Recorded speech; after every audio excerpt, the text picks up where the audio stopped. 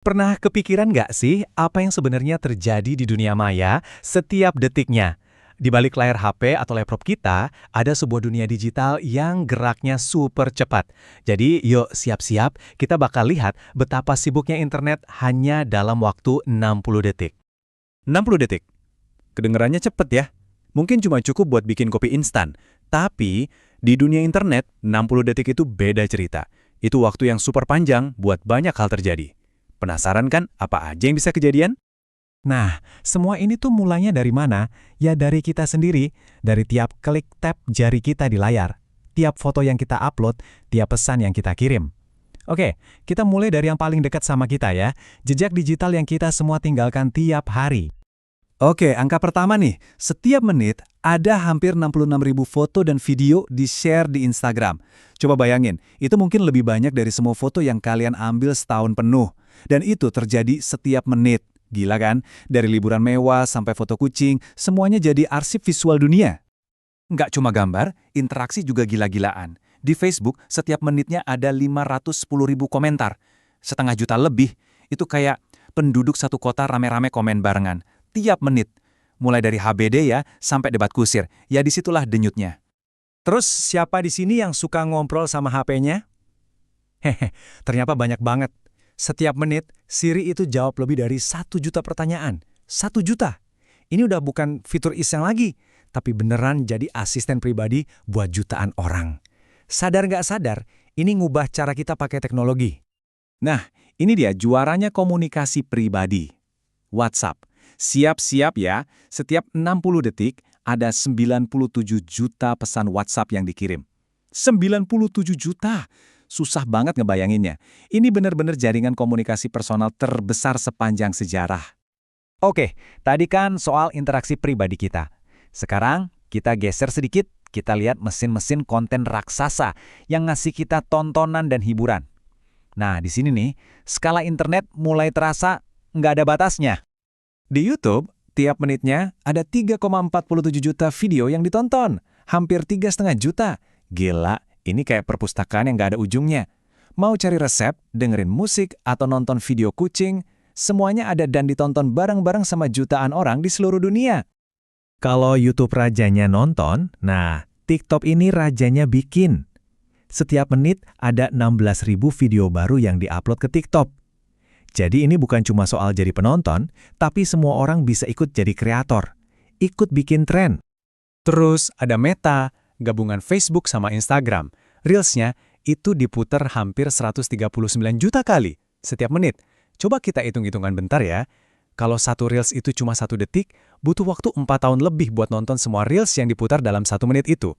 Dan itu terjadi lagi di menit berikutnya. Wow! Coba dilihat perbandingannya. Jomplang banget kan? Konsumsi kita yang nonton Reels dan YouTube itu ratusan juta. Sementara yang bikin konten, kayak di TikTok, cuma belasan ribu. Ini nunjukin perilaku kita. Kita ini doyan banget nonton, tapi di sisi lain, makin banyak juga yang berani jadi kreator. Kalau buat hiburan yang lebih serius, yang butuh waktu lama, kita lari ke Netflix. Setiap menit, total ada 362.962 jam konten yang di-streaming. Itu setara dengan 41 tahun. 41 tahun waktu nonton dikompres jadi cuma 60 detik. Luar biasa. Oke, hiburan dan medsos udah. Sekarang kita lihat sisi lain dari internet yang nggak kalah penting. Sisi yang jadi mesin penggerak ekonomi dan informasi di seluruh dunia. Karena ya, internet itu jauh lebih dari sekedar buat senang-senang dan update status. Ini soal duit dan ilmu pengetahuan juga. Setiap 1 menit ada uang sekitar 700 miliar rupiah lebih yang dibelanjakan online. 700 miliar. Itu setara 43 juta dolar. Ini bukti nyata kalau internet itu udah jadi pasar raksasa yang nggak pernah tidur. Terus, gimana caranya kita nemuin semua barang dan info itu? Jawabannya udah pasti, Google. Tiap menit ada 5,9 juta pencarian di Google. Hampir 6 juta. Dari yang nanya resep nasi goreng terenak, sampai apa itu lubang hitam, Google udah kayak otak kedua kita semua.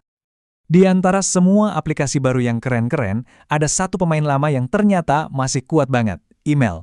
Setiap menit ada 251 juta email yang dikirim. Ini bukti kalau buat urusan kerjaan, urusan yang serius, email tuh masih jadi andalan. Tapi cara kita nyari informasi dan berinteraksi sama teknologi ini lagi-lagi mau berubah. Ada pemain baru yang masuk ke arena dan pertumbuhannya cepat banget. Setiap menit, ada sekitar 8.500-an kunjungan ke Google Gemini. Oke, angkanya emang kelihatan kecil dibanding jutaan-jutaan tadi. Tapi jangan salah, ini penting banget. Ini tuh kayak bibit dari sebuah revolusi baru. Ini nunjukin seberapa cepat kita mulai penasaran dan pakai AI generatif. Percaya deh, angka ini bakal meledak beberapa tahun ke depan. Oke, kita udah lihat jutaan chat, jutaan video, jutaan dolar. Tapi pernah mikir nggak apa sih bahan bakar yang ngejalanin semua ini? Apa yang bikin semua ini mungkin? Nah, siap-siap, kita akan bahas angka yang paling gede, paling penting, tapi paling nggak kelihatan. Semua yang kita bahas barusan, foto, video, chat, pencarian Google, itu semua intinya cuma satu, data. Pertanyaannya sekarang, seberapa banyak sih total data yang lalu lalang di internet setiap menitnya? Jawabannya adalah sekitar 9-10 petabyte. Ya, petabyte. Angka inilah pondasi dari semua yang kita nikmati di dunia digital. Ini tsunami data yang terjadi non-stop setiap 60 detik. Tunggu, petabyte itu apaan sih? Gini deh gampangnya. 1 petabyte itu sama dengan 1 juta gigabyte. Kalau HP kalian memorinya 128 giga, kalian butuh hampir 8.000 HP cuma buat nyimpen 1 petabyte. Dan internet mentransfer 10 kali lipat dari jumlah itu setiap menit. Kebayang nggak medenya?